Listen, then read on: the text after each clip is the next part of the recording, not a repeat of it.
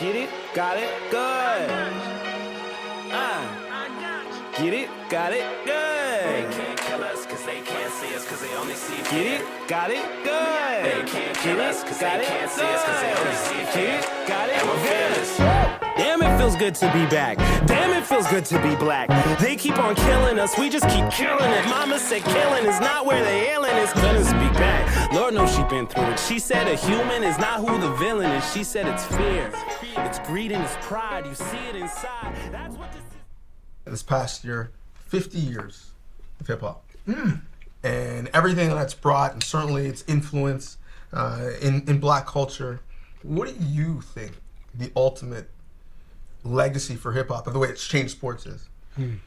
I just saw an image the other day of the Fab Five at Michigan, all assembled together. Right. Yeah. You know, and that to me is my first memory of really hip-hop culture crossing over into basketball, at least. To me, what I think it brought to a lot of sports is an authentic expression of our culture and who we are as people. What I loved about the Fab Five as a little kid was Jalen Rose, Chris Webber. These guys played in a way that was self-expression, but they played a winning style of basketball. Super smart, super excellent basketball players. That to me is what hip-hop brought. Like once those guys came in with the long shorts and the shaved heads and the black socks, and we're still winning. And we're still playing unselfish winning basketball.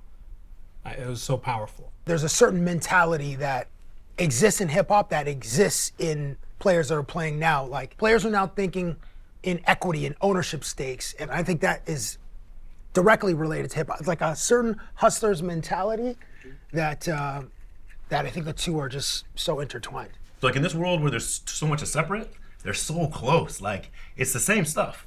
You know, one is with a mic, one's with a basketball, but it's the same stuff. It's the same incredible like cultural experiences and discussions and like explorations of like our world, right? Yes. Because you can do it in both. Sport transcends all these lines, so does music, right? They both have that incredible power to transcend all these barriers that we all face all the time. So to me, that's their connection point. And then like as you keep growing with it, you get to the pro level and like professionally, like then the people like that, now you're talking like the greats. Like who are the greats, right? So like Jay-Z is hanging with Michael Jordan, like damn, like Well, Jay-Z that's some refers serious to stuff, himself as the Michael Jordan. right? Like there's connection, like, and I think society views it similarly too. So I think the most that both can grow together like helps each other. Like basketball growing helps hip hop, hip hop's growing helps basketball. There's so many parallels. It is like hip hop is inherently competitive, but it's like a playful kind of competition. And it's ultimately about the audience. That's what hip hop is. You know, it's a competition between MCs, but ultimately it's a competition is to see who the audience is riding for. That's what battles were when I came up. And that's what the NBA is about as well. You know, it is about competition, but it's about bringing people together.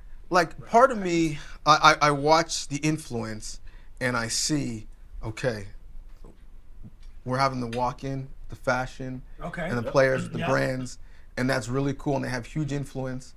But now the walk-ins are sponsored, and brands are making money off it, and I feel like, well, wait, ultimately, where's that money trickling to?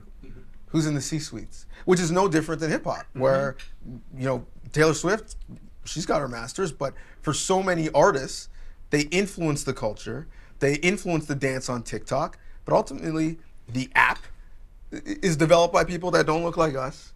The dance, it gets co-opted, and you have like weather people doing it, and then it's not cool anymore. But ultimately, you're not making money off the music. You're not making money off the influence in other parts of the culture. And I wonder if like that rich soil is like stripped of its nutrients ultimately. It's a long fight. Again, when I think about the Fab Five, right? One thing that they also introduced was this conversation about how college athletes are compensated. Yeah, there you go. That started with them. And that was a long fight that just in the last couple years has yielded some results, and vice versa. Jordan has been crushed retroactively about not being as active as the players before him or the players after him. But you have to remember at the time, he's a product of that environment, and so many of the parents at the time were saying, don't mess up your bag and make sure these white people like you. I think we look at him through a lens that probably we wouldn't have if we were living in that time. That's it. It was outside of their imagination.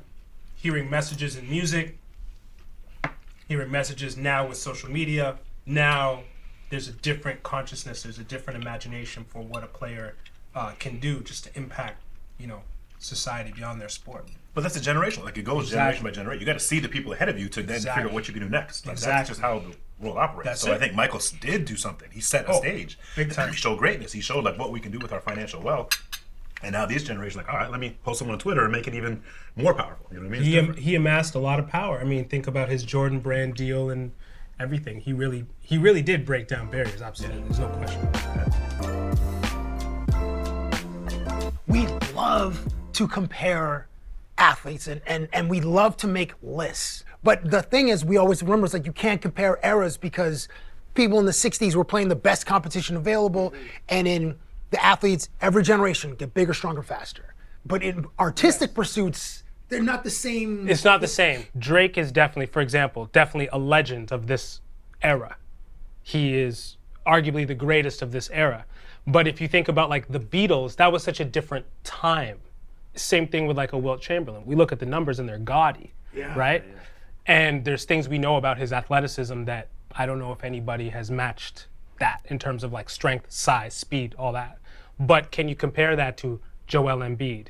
When I watch Embiid, I'm like, that is a beast. That's an all-time great. I feel like he's an all-time great. And now I'm trying to put information around my feelings. It's why when you have like, let's say a Bron Jordan debate, it's coming from a feeling standpoint. Like people from a certain era, they're Jordan all day. Yeah. A kid that came up now, they're gonna tell you about why Kendrick is greater than Michael Jackson and the Beatles and everybody.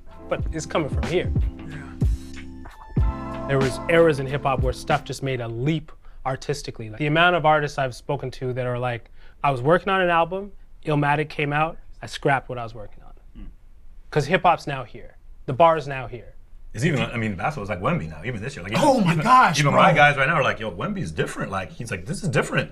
Wemby is 7'5", Different. and he's 18 years old, and he's got the flexibility of Bruce Lee. Game's changing. Mike, can touch his toes. And look at us, just getting fat, eating delicious food, sitting around, 4 dads, having a good time. Get it?